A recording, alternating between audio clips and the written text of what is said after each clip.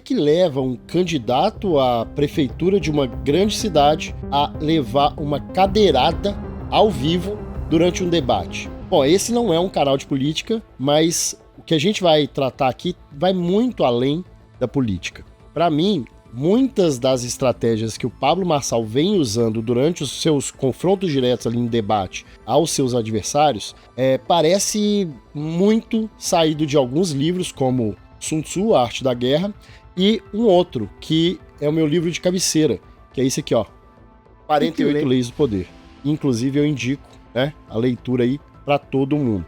E eu acho esse livro tão interessante que quando eu escrevi o meu livro aqui, ó, Leis do Digital, a estrutura dele eu me inspirei justamente no 48 Leis do Poder. E o que eu quero te mostrar aqui é que muitas dessas estratégias que o Pablo está usando nos debates podem e devem ser empregados em alguns momentos-chave da sua vida, ou para você controlar a situação, ou para você não deixar que a situação te controle.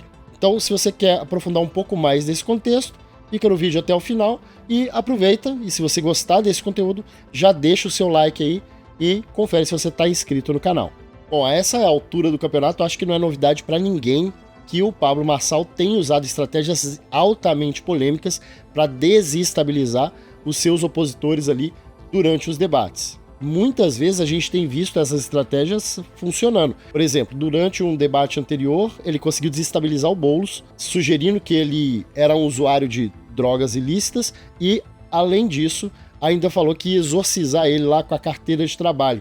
Eu vou mostrar que você é o maior aspirador de pó da cidade de São Paulo. Eu vou exorcizar o demônio com a carteira de trabalho, que nunca trabalhou, um grande vagabundo nessa nação. E por um momento ali, o Boulos acabou perdendo um pouco a paciência, tentou tomar a carteira de trabalho da mão do Pablo Marçal e, consequentemente, o que aconteceu? Virou meme, virou notícia e apareceu em todos os portais, né, todos os sites de notícia e todas as redes de televisão. Isso foi tão eficaz que não só fez Boulos reconsiderar participar de outros debates, como outros dois candidatos, o Datena e o Nunes, também retiraram sua participação no debate subsequente. E as campanhas desses candidatos justificaram ali que eles não iam participar porque não eram debates propositivos e tal. Só que isso acabou capitalizando mais ainda a audiência dos adversários do Pablo para ele próprio, que acabou chamando eles de covardes e falando que se eles não tinham postura para poder participar de um debate, quem dirá para poder estar ali à frente da Prefeitura de São Paulo. Só que aqui a gente já consegue ver Marçal aplicando pelo menos duas leis do 48 Leis do Poder. A Lei 8, que é faça as pessoas virem até você e use uma isca se for preciso, e a Lei 44, que é desarme e enfureça com efeito espelho. Nesses casos, o Marçal cria uma atmosfera tão recheada de emoção que faz o pessoal se precipitar, os oponentes dele se precipitam e tomam atitudes intempestivas, né? E muitas vezes soando até ridículo. A gente pode até enxergar aqui alguns ensinamentos do livro A Arte da Guerra, onde o Marçal cria ali meio que um cenário, né, um ambiente propício para que essas pessoas errem em público, de forma que não dá nem para eles retroagirem, né, não dá nem para eles voltarem atrás. E esses embates que ele provoca nos debates têm sido bastante recorrentes, né, em todos os debates. O pessoal tem tentado até achar formas diferentes de fazer com que isso não aconteça, mas na prática acabou que todo mundo acabou seguindo o jogo dele. Você vê que a maioria dos oponentes começaram a também usar a técnica de fazer ataques e esquecer, deixar de lado a parte propositiva, o que acabou fazendo com que essas pessoas viessem para o campo de batalha do Pablo Marçal, onde ele já está acostumado ali, né? Ele é uma pessoa que tem os cursos de inteligência emocional, então assim, o mínimo que a gente espera é que, se ele ensina inteligência emocional, então ele sabe tanto controlar para o bem quanto para manipulação a inteligência emocional dele e dos outros. E aí a gente acaba chegando no fatídico dia da cadeirada, que foi num debate na TV Cultura, né, onde inicialmente tudo começou tranquilo, pelo que os candidatos falaram, a ideia ali era ter realmente um debate propositivo. O próprio Pablo Marçal tinha dito que ele iria ali para poder tentar ter um debate de alto nível, né? Os outros candidatos também. Acontece que, na primeira oportunidade ali que o Datena teve para fazer uma pergunta pro Pablo Marçal, ele desdenhou o Pablo. Ele falou que, basicamente, Pablo não merecia nenhuma pergunta e que o que ele merecia era basicamente o silêncio. E, obviamente, isso né? Foi um ataque e que acabou abrindo espaço para o Pablo fazer a estratégia que ele mais tem feito, que é a estratégia de contra-ataque. E aí o Pablo já começa ali acusando o Datena de um caso antigo ali de assédio sexual que houve ali, né? Então ele trouxe à tona essa situação que talvez tinha ficado esquecida ali no passado. E de cara a resposta do Datena mostra claramente que ele se sentiu extremamente desconfortável, que aquilo ali tocou em algum lugar que deixou ele muito incomodado. E essa estratégia do Pablo Marçal tentar tocar na ferida de cada um dos opositores é justamente a Lei 33 do Leis do Digital, que é aqui, ó, descubra o ponto fraco de cada um. E nesse momento em que o Pablo sentiu que ele tocou numa ferida ali, tocou num problema, o que ele fez? Ele continuou recorrentemente colocando o dedo ali naquela ferida.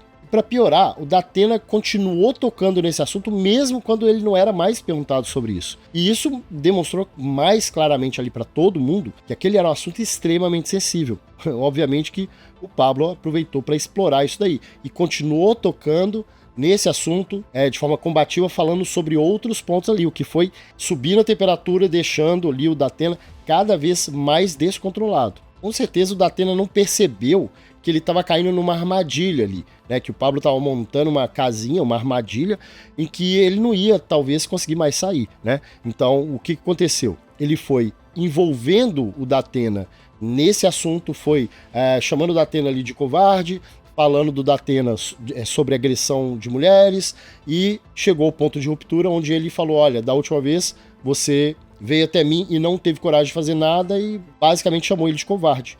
E aí o Datena ficou numa situação em que ele tinha duas opções, as duas péssimas. A opção certa ali seria ele não considerar nenhuma das duas opções, mas na prática o que o Pablo trouxe para ele foram duas opções.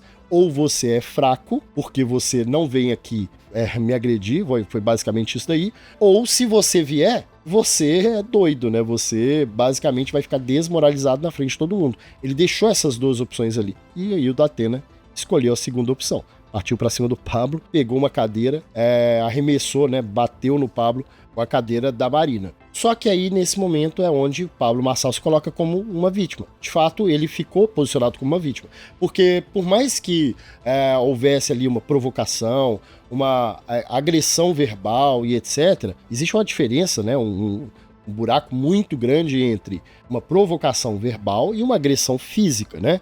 Até porque agressão verbal, provocação verbal, todos os candidatos estavam fazendo entre si.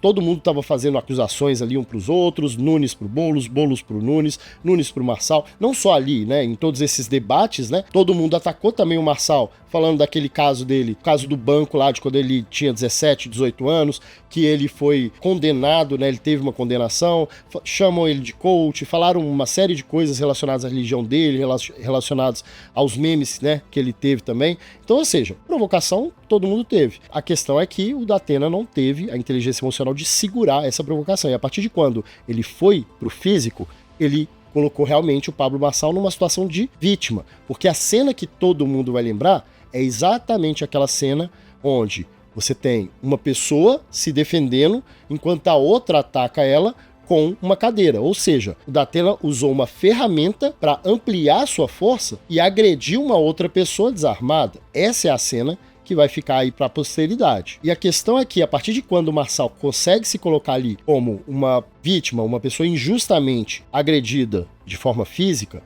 acaba que ele consegue sim conquistar, né, algum apoio, né, das pessoas que estão ali assistindo todo esse debate, toda essa cena. Ao mesmo tempo que ele consegue mostrar de forma pública e clara que o outro candidato é completamente descontrolado. E se ele não consegue controlar as emoções num debate, será que faz sentido? Ele conseguiria controlar as emoções na hora que ele estivesse na cadeira de prefeito, de chefe do executivo da Prefeitura de São Paulo? É essa encruzilhada que o Pablo conseguiu colocar o Datena. E aí a gente pode pegar aqui a Lei 15, que é, aniquile totalmente o inimigo. Ele não só conseguiu quebrar, vamos dizer assim, psicologicamente, né, o Datena, mas ele fez com que o Datena expusesse talvez a pior cena que ele poderia expor de forma pública e de forma irreversível. Não tem como desfalar, desmostrar, desver aquela cena. E para mim, tudo parece muito claramente arquitetado, não que ele esperava que ele realmente ia ser fisicamente agredido, mas para mim parece que é muito arquitetado toda essa estratégia dele, justamente para não só capitalizar poder, controle, mas principalmente atenção. É igual eu falei no vídeo anterior, que a moeda do digital hoje é a atenção, e o Pablo sabe lidar com a atenção muito bem. Você vê que enquanto ele estava indo para o hospital, porque ele trincou uma costela, né? A sua equipe estava gerando conteúdo que impactou, né, que foi divulgado amplamente em todas as redes, dele dentro da ambulância, depois dele no hospital, depois do médico atendendo ele, depois dele tendo a alta e ele falando as coisas e falando que perdoava o Datena. Então, assim, tudo isso foi amplamente noticiado. Então, vamos pensar, ele é o único candidato que tem 0 segundos de tempo de TV e de rádio. Todos os outros têm muito tempo para poder falar e para poder fazer campanha e para poder fazer críticas, etc. Ele não tem, mas ele acabou conseguindo fazer com que toda a mídia, não só nessa situação, mas essa mais ainda, né? Mas com que toda a mídia não tirasse o foco dele. A real é que, não importa a cidade que você tá, bem provavelmente você não sabe ali 3, 4 candidatos à prefeitura da sua cidade. Existe uma boa chance disso, né? Eu só sei 2 daqui de Belo Horizonte. Agora, de São Paulo, a maioria das pessoas que a gente conversa hoje sabe, conhece, o pessoal tá assistindo mais do que BBB. E isso tem muito a ver com a forma como o Pablo tem conseguido gerar um altíssimo engajamento e geração de atenção para esse movimento que está acontecendo lá em São Paulo. Agora, como que tudo isso tende a impactar ali na sua campanha?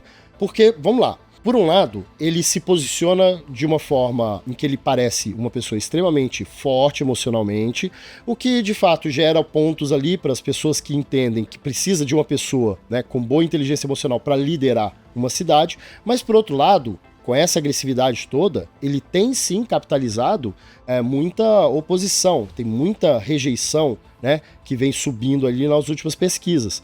Agora, com esse último fato, existe uma boa chance de ele acabar se posicionando sim como vítima aos olhos de muitas pessoas, e talvez muitas dessas pessoas que o estavam rejeitando podem reconsiderar essa percepção. E isso pode sim capitalizar alguns pontos para ele. Até porque o brasileiro acaba gostando, vamos dizer assim, de conflito, isso é uma real, nós, né, acabamos dando uma atenção muito grande para esse tipo de conflito, e tem aquela pegada também do status quo, da quebra do status quo, da quebra de paradigmas, que acaba atraindo algumas pessoas. Por outro lado, claro que as pessoas que não gostam, né, do Pablo Marçal vão enxergar até, talvez, né, em algum caso, como a agressão do Datena contra ele, até de forma, vamos dizer assim, quase que justa, né? Apesar de ser completamente discrepante, uma agressão verbal mesmo que fosse, né? Para uma agressão física. Mas, com certeza, eu vi gente aí, algumas pessoas, tentando justificar isso daí como um ato de defesa da honra, né? Pode ser que uma parcela da população até entenda isso. E pode até ser que capitalize alguns pontos para o próprio Datena, que, vamos dizer assim, saiu daquela posição de covarde, vamos dizer assim. Mas a gente só vai saber realmente como que isso vai se desdobrar nas próximas semanas, nas próximas pesquisas eleitorais. A gente já tem vários debates aí que vão acontecer. Eu estou tentando entender de toda essa situação o que a gente consegue extrair para o empreendedorismo, para a inteligência emocional, para o nosso dia a dia. Do mesmo jeito que no vídeo anterior a gente tentou abordar o tema de atenção, né? Inclusive eu vou deixar um card aqui em cima sobre esse vídeo. Nesse vídeo aqui a ideia é justamente a gente entender como que a inteligência emocional pode modular a forma como a gente age e reage nas nossas vidas. Inteligência emocional é você conseguir entender o mundo, entender o ambiente ao seu redor, calcular, vamos dizer assim, como que você vai atuar e agir de forma racional, apesar das suas emoções. Agora, quando você não tem inteligência emocional, o que acontece? Você deixa com que o ambiente defina as suas reações. Então, acho que o que a gente precisava absorver aqui é justamente a importância da inteligência emocional, e justamente por isso eu vou deixar um outro vídeo aqui, ó, que fala justamente sobre inteligência emocional, para que a gente possa aprofundar um pouco mais nesse assunto. E aí, eu te vejo lá.